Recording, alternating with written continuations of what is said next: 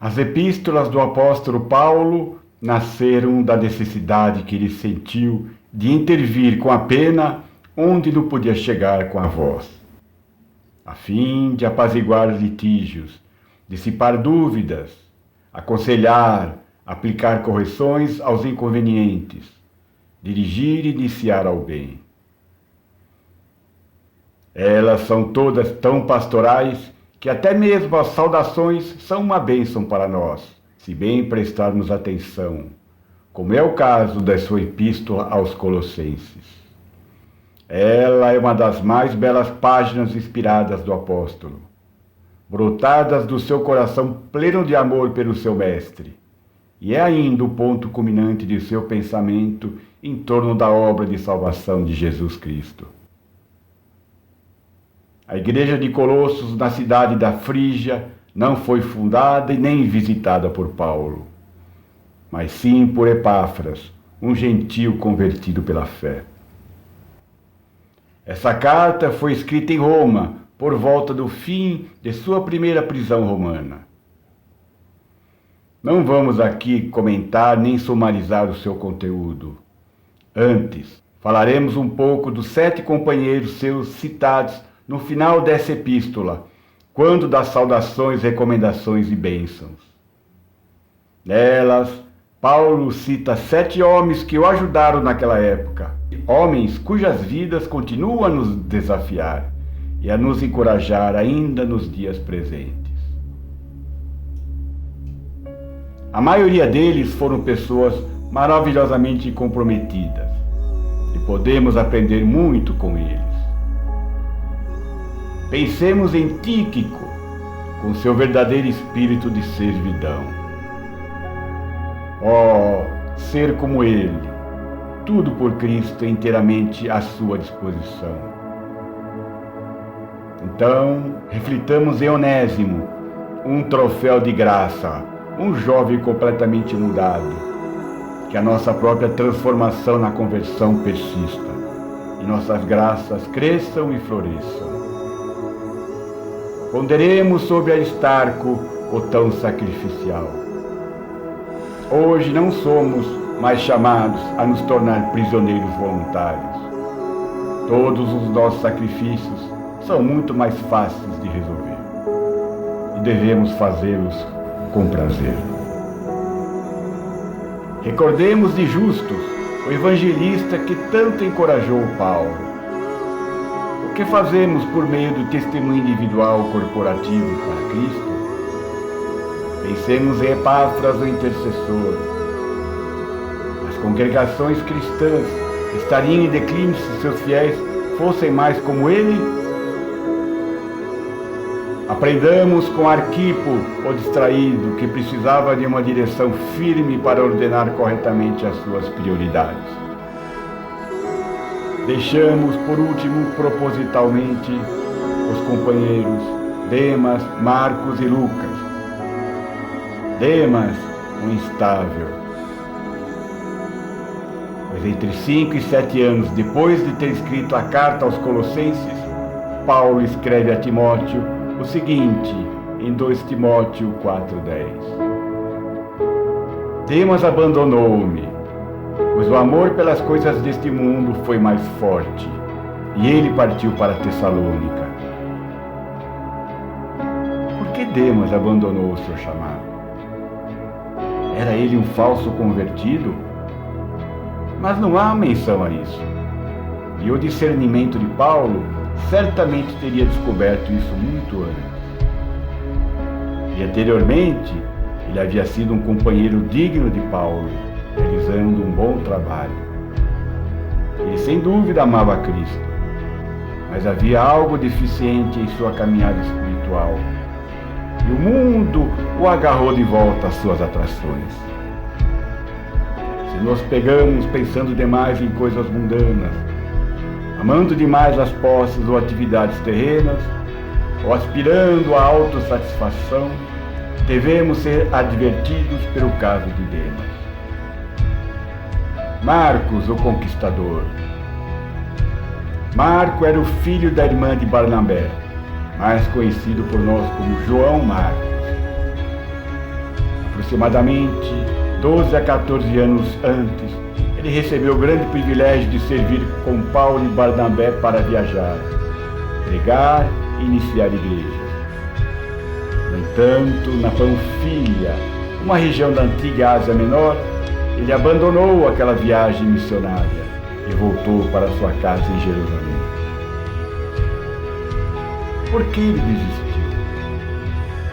Muitos pensam que ele estava com medo na Panfilha, sendo um pouco mole e pouco confiável, ou que tivesse recuado ante a ameaça de perseguição dos maus tratos.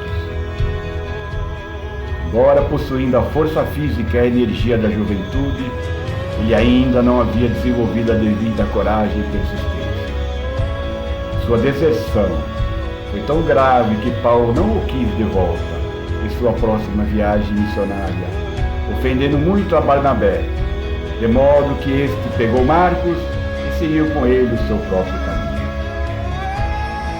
Com o tempo, porém, Marcos venceu as suas fraquezas para se tornar um líder servo de Cristo, sem dúvida também pela posição firme de Paulo. Depois de uma dúzia ou mais de anos, vemos a sua notável transformação. Ele se aplicou, superando a sua falta de persistência. Nós o vemos agora como um vencedor, um conquistador. Ele obviamente se arrependeu por muito tempo do fracasso inicial e colocou as suas fraquezas e vulnerabilidades diante do Senhor, que lhe deu caráter e força para perseverar. A partir desse momento, ele foi adiante, sendo instrumental na escrita do Evangelho que leva o seu nome, e que é realmente o Evangelho de Pedro, para quem atuou como escriba. Temos um registro de inúmeras promessas não cumpridas a Deus, pois o exemplo de vencedor de Marcos nos diz que podemos vencer sim as nossas fraquezas, pelo poder de Cristo e de seu Espírito Santo. Lucas, o escudeiro. O que dizer de Lucas, um gentio da Antioquia, o escudeiro de Paulo, que apesar de toda a sua excelente educação e habilidades, voluntariamente assumiu um papel de apoiador e recebeu o privilégio da autoria humana do Evangelho homônimo e do livro dos Atos dos Apóstolos. Lucas muitas vezes tratou do gravíssimo problema de saúde de Paulo. Não sabemos exatamente qual era a sua principal doença, mas que era extremamente dolorosa e incomodante. Paulo e Lucas eram muito amigos, e é possível que essa amizade tivesse raízes em um local de educação semelhante. Ousadamente, alguns dizem que ele não era apenas médico, mas também médico de um navio ou médico de uma frota. Na viagem marítima de Paulo a Roma, Lucas presente faz a descrição da tempestade e do naufrágio que sofreram, demonstrando um domínio notável de termos náuticos corretos e de informações marítimas. Ver o capítulo 27 do livro dos Atos. Embora, obviamente, um homem inteligente e bem educado, como vemos em seu uso do grego, Lucas estava sempre comprometido a servir a missão apostólica de todas as maneiras necessárias. Ele foi comprovadamente um pregador da palavra de Deus, e este é o desafio que sua vida nos apresenta. Conclusões finais. Como membros de uma missão na divulgação da palavra de Deus, idealmente, todas as nossas capacidades e habilidades devem estar comprometidas com o serviço do Senhor. Quando chegou o tempo marcado, Cristo se manifestou uma vez por todas para destruir o poder do pecado através do seu sacrifício por nós.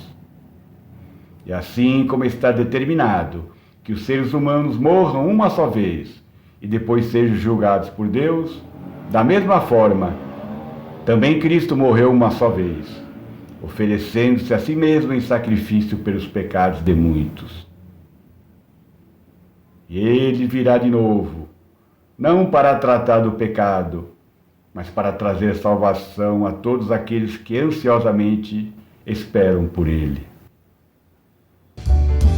Finalizamos com a palavra de Paulo em Romanos 10, que na verdade é um questionamento dramático, creio que feito até com lágrimas.